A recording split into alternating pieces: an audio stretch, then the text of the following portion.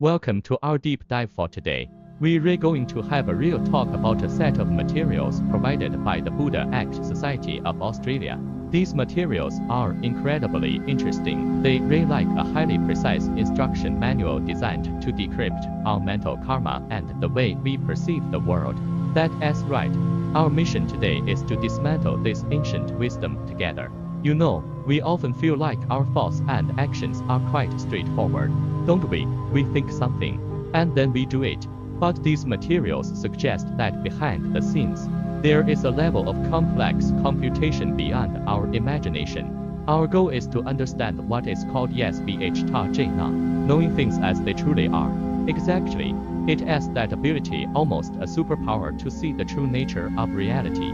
Since this is an instruction manual, let us start with the basic components. One concept in the text grabbed me immediately. The idea that every single one of our thoughts is, in essence, a form of light. That sounds quite mystical. Is that just a metaphor? Or is there a more substantive meaning behind it? Great question. It is not entirely a metaphor. Imagine a thought as a beam of light from a flashlight. When you think of something, this beam shoots out and illuminates that target. If you keep thinking about it, what the text calls thought wave continuity, that beam becomes steadier and stronger. It first forms a strip of light, and then, along this strip, it connects related thoughts one by one, like beads on a string. Eventually, it forms a solid circuit. I see. It is a bit like the neural pathways in our brain. The analogy used by the student in the text is very fitting. He says the teacher's instructions are like little balls of light flying into his head. If he is too lazy to think about them, the ball just sits there. It is useless, just a ball. But if he reflects on it and contemplates it repeatedly, that ball starts to glow and stretch, eventually becoming a solid pillar of light. This really emphasizes that for external knowledge to become your own, you have to put in the work to light it up yourself. Exactly. And there is a crucial prerequisite here. For these lights to connect smoothly, your field must be clean. The text uses a classic analogy. If your mind is like a wild field overgrown with weeds, then even if the Buddha's teachings are the best seeds in the world, nothing will grow. The weeds will suck up all the nutrients. The weeds here refer to our afflictions like greed, anger, and jealousy, right? Exactly. But the trickiest part is that we often don't realize those are weeds. We might think our anger is justified, our desires are normal, or even treat these weeds as a precious part of ourselves. If anyone tries to help us pull them out, we chase them away. It's the core of the problem. That's why the text says it is not that the Buddha doesn't want to help you. It is that he must respect you. When your mind is a mess and overgrown with weeds, he can't just force something good onto it. That would just create more chaos. You have to consciously start reading first, leveling the ground of your heart to create space. Only in that pure state, where the bad has been cut off but the good hasn't yet fully taken root, can external help truly work. It is like a clean canvas. That is when someone can help you paint a beautiful picture. That is a great way to put it. So we have to clear the hard drive and process the mental noise first. Once we've done that, what kind of operating system do we need to install to see the world correctly? I assume that is what the core text, the Saudharma Stayapast Astra Sutra of the Foundations of Mindfulness of the Right Dharma, is all about. That is a perfect metaphor. An operating system. The title of the sutra itself is the answer. It doesn't just discuss the ontology of what the mind is in a philosophical sense. It talks about how to use the mind. It is a manual. Its core goal is to teach us how to think correctly and how to view the true state of the world, ultimately achieving that knowing things as they truly are. The sutra mentions a standard that sounds simple, seeing Dharma as Dharma, and non-Dharma as non-Dharma. In plain English, seeing what is, as it is, and what isn't, as it isn't. But the material then says that almost all of us are wearing a pair of tinted glasses. This creates a bit of a paradox. If we are all wearing glasses, how do we know the things we see aren't their original color? And how do we even know we're wearing glasses in the first place? This is the most difficult and interesting part of practice. What we call seeing is almost never direct seeing. It is the result of multiple filters. Our past experiences, habits, and subconscious afflictions are layer upon layer of filters. Through these glasses, the red we see might be tinted by our past likes or dislikes of that color.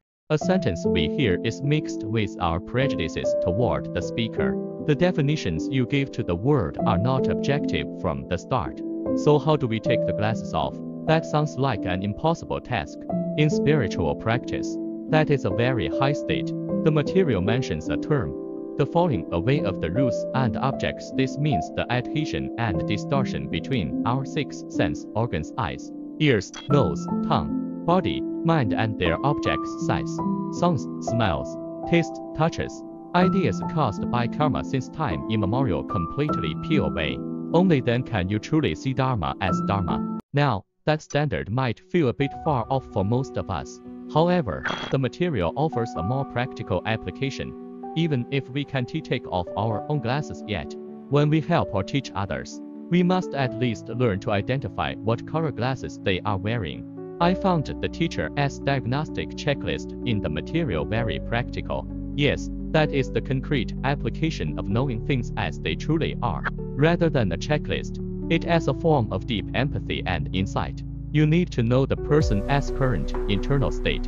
Are they truly here to learn, or are they here to find fault and argue? Have they planted good seeds in the past? For example, do they respect knowledge itself? Where exactly is the glitch in their current worldview? And most importantly, do they have the will to change? Can they accept ideas that are completely different from their past? It sounds like a highly skilled psychologist performing a case assessment. In a way, yes, you have to figure all this out to prescribe the right medicine. As the analogy goes, it's like custom making a pair of shoes. If they are too big or too small, the person can't walk. The teaching must be something they can understand, accept, and digest in the moment. Otherwise, no matter how profound it is just noise to them. This principle of knowing things as they truly are becomes even more precise when analyzing specific behaviors. Let us look at the concept of killing. Most people think killing is just killing it as black and white. Right, but the analysis here is eye-opening. It is as precise as a legal document. Indeed, to constitute the sin of killing in Buddhism that leads to severe karmic consequences, 3 conditions must be met simultaneously. Perception of a living being. You know the target is a living creature. If you shoot a rock thinking it as an enemy, it doesn't count in the same way. Intent to kill. A clear thought arises. I want to kill this. This is the fundamental element. Action and result. You take action and successfully end its life. But that is not all, is it? The material mentions that killing actually has grades or levels. This challenges my intuition. Is killing one life karmically different from killing another? That sounds a bit hierarchical. That is a great question. The grades don't refer to the value of the life, but rather to the impact the act has on the world. Superior killing. Killing a realized sage like an arhat. Why is this the most serious? Because you have eliminated a source of wisdom that could have guided countless beings. The ripple effect is massive. Note there is a fascinating detail here. If you didn't know they were a sage and perhaps even thought you were protecting the Dharma by stopping someone you thought was corrupt, your motive is different. You still create heavy negative karma. But the retribution won't be the deepest hell because your intent wasn't pure malice. What about middle and inferior grades? Middle grade, killing a practitioner, someone whose body and mind are on the path of cultivation. They aren't a sage yet, but they are a spark for wisdom. Inferior grade, killing an ordinary bad person or an animal that lacks the capacity for spiritual practice. The logic of this classification is always based on your motive and the degree of impact the act has on the continuation of good Dharma in the world.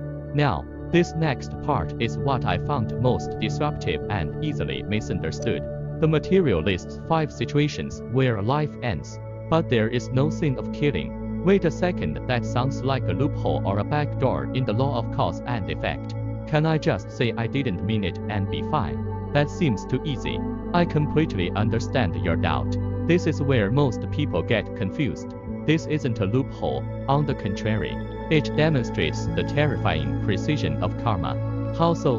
The key is that it strictly distinguishes between the sin that sends you to hell and the retribution, repayment, that you still have to face. They are separate.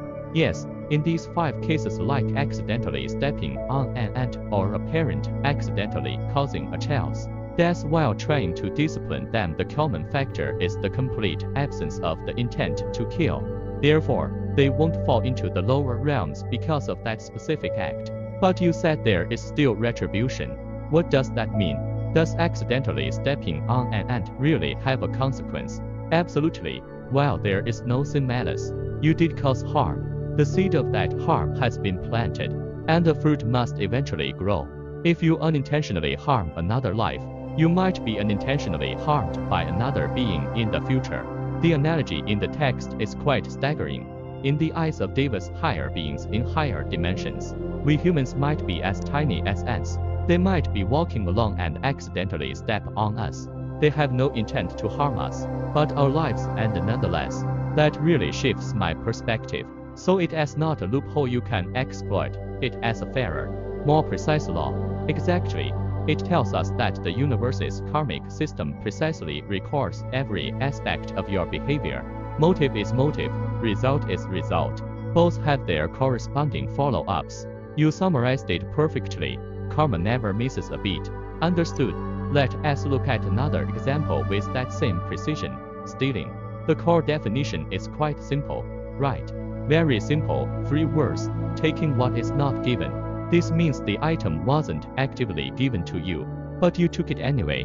Whether you saw it, heard about it, or even used supernatural powers to find it, if you know it belongs to someone else, you form the intent to possess it, and you take it. That is stealing. So, if I find a wallet on the street, and the owner hasn't explicitly said I don't want this anymore, taking it for myself is taking what is not given. Exactly. The definition is very strict. But for this problem, the material mentions a bodhisattva's solution that I found very radical and thorough. Yes, it is less of a solution and more of a state of being. A bodhisattva thinks, what if someone steals from me and creates heavy negative karma? That is so pitiable. So, to prevent others from committing the sin of stealing against them, they make a great vow. Everything I own, my property, my knowledge, even my body, I share with all beings. Whoever needs it, take it. Wait, so it is not just generosity. Generosity is I give to you, but this vow says it as okay if you take it, because I have pre-authorized it. Exactly. By doing this, the core premise of stealing, taking what is not given, is instantly neutralized. That is a very clever form of compassion. It is a wisdom that liberates both oneself and others. You don't get angry when something is taken, and the other person doesn't commit a crime by taking it. This also explains some strange phenomena in reality. Why do some very wealthy people, with state-of-the-art security, get robbed or kidnapped frequently, while others might not even lock their doors and remain perfectly safe? We used to think it was just luck or probability, but according to this logic, it is directly related to whether one has committed the karma of stealing in past lives. Precisely. The material says some people leave their belongings out in the open, and neighbors will even help look after them. Others are already poor, yet they lose things every few days. We might wonder, why would a thief rob a poor person? But from the perspective of karma, the thief is just a tool executing the retribution. They are drawn by karmic energy to the home of the person destined to lose something. So, the material we explored today shows us an extremely precise system of thought. It is not just moralizing or telling people to be good. It is more like a set of laws of physics for the mind and the world. From how a single thought is shaped like a light beam to how every action has a code-like karmic calculation behind it. Yes, and the goal of this system is always to bring us back to knowing things as they truly are. The material ends with a point worth reflecting on. Even if we don't have supernatural powers, as long as we master the principles of the solar arma stay past na astra and observe cause and effect closely, we can see a person's past sees through their current words and actions, and we can even foresee the fruits of their future, because the trajectory is already there. It cannot be hidden. So, The final thought for you is this: if you tried to use this clarity of knowing things as they truly are without judgment or bias, purely like a scientist to examine every thought and action of your own day, what kind of past would you discover? And what kind of future would you foresee?